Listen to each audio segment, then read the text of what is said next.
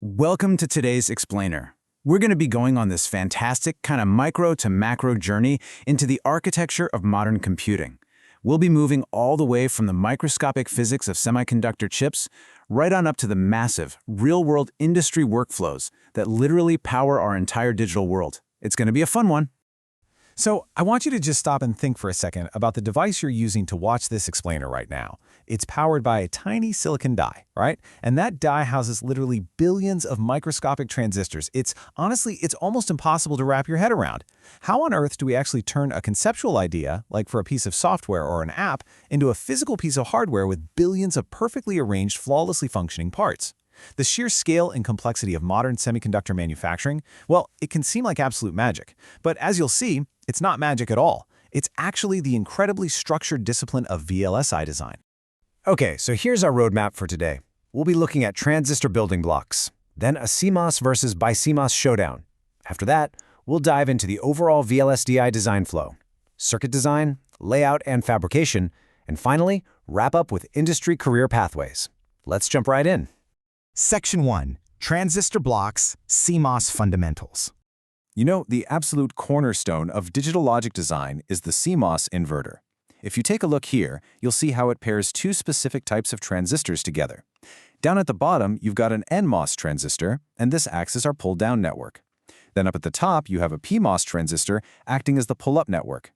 Now, because they operate complementarily, which basically just means when one is on, the other is off, there's essentially no direct path from the power supply down to the ground. So why does this matter? Well, it results in near zero static power consumption. This incredibly efficient pairing right here is the exact reason your smartphone battery doesn't just, drain in 5 minutes. It's a real game changer. All right, moving to Section 2, CMOS versus BiCMOS, Technology Showdown. So a really crucial point in chip design is choosing the right technology for the specific job. Pure CMOS, like we just saw, gives you very low static power and it takes up a highly compact area. And that's exactly what allows us to pack billions of them onto a single chip. Its speed is, well, moderate, but it's perfectly sufficient for standard logic. But on the other hand, we have BiCMOS. BiCMOS actually takes that CMOS logic and integrates it with bipolar junction transistors, or BJTs, right on the very same die. This kind of hybrid approach gives you incredibly high drive current and switching speed. But there's a catch. The trade-off is higher static power and a much larger physical footprint on the chip itself. Now, when we compare these technologies side by side, you can clearly see the split and where they're used. Because pure CMOS is simpler to fabricate, it's compact, and it's highly power efficient, it totally dominates the digital realm. We're talking microprocessors, memory, standard system on chips, the whole shebang. But take a look at BiCMOS. It is definitely far more complex to manufacture, but because of its fantastic analog performance and high-speed BJT drive capability, it's the absolute go-to choice for things like RF front ends, high-frequency transmitters, and complex mixed-signal ICs. To put that into perspective, your phone uses pure CMOS to run its apps, but it very likely relies on elements of BiCMOS to actually maintain its high-speed cellular connection. Pretty cool, right? Okay, Section 3, the VLSI design flow, from concept to chip. I always like to think of the VLSI, which stands for Very Large-Scale Integration. I think of that design process almost exactly like building a gigantic skyscraper. I mean, you don't just show up to a site with a bunch of steel and start welding, right? You have to move through very strict phases. Step 1 is the specification. This is where you define exactly what the chip needs to do, its power targets, and its speed. Then, Step 2 is circuit design, which is basically creating the blueprints. Step 3 is layout and verification, translating those blueprints into physical geometric shapes and literally triple-checking them. And finally, Step 4 is fabrication.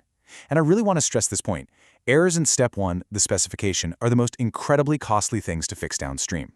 Just imagine realizing you wanted a 50-story building instead of a 20-story building after the concrete foundation is already poured. It's a nightmare. Moving on to Section 4, Circuit Design, Simulation, and Checks. So, out in the real world, engineers rely heavily on industry-standard electronic design automation, or EDA tools, like Cadence Virtuoso, to capture their transistor-level schematics. But honestly, drawing it is only half the battle. Before anything becomes physical, it undergoes just massive amounts of SPICE simulation.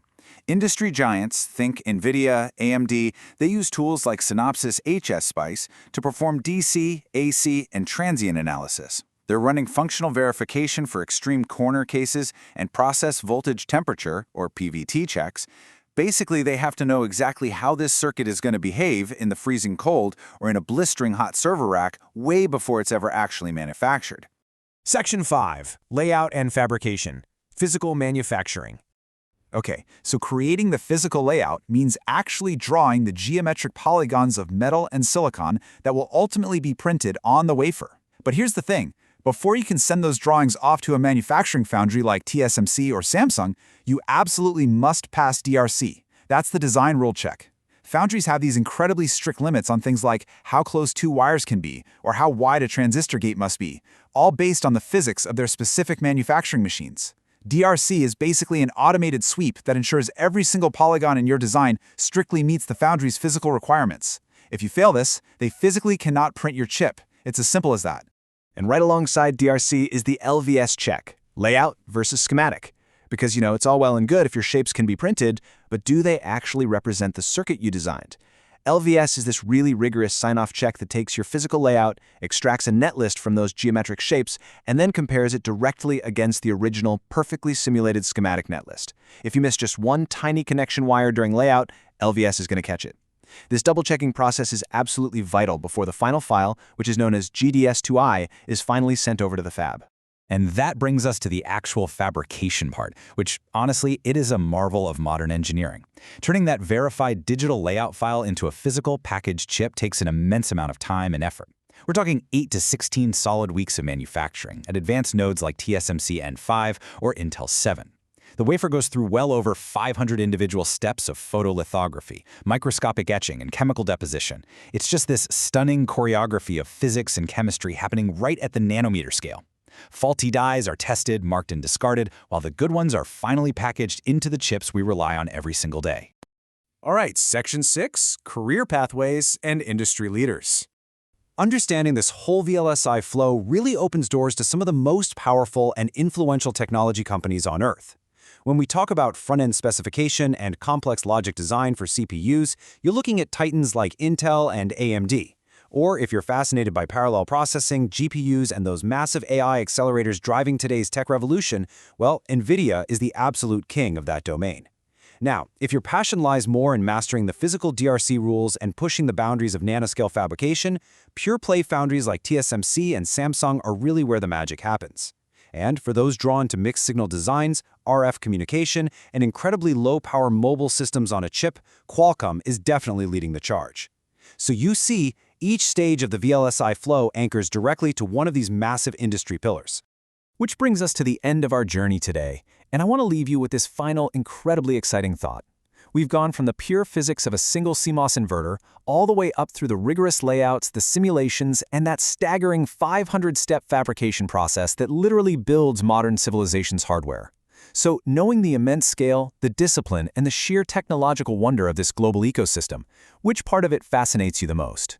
Where do you see yourself shaping the future of this massive industry? Just think about that the next time you pick up your phone. Thanks so much for joining me today. Keep learning, and I'll catch you on the next one.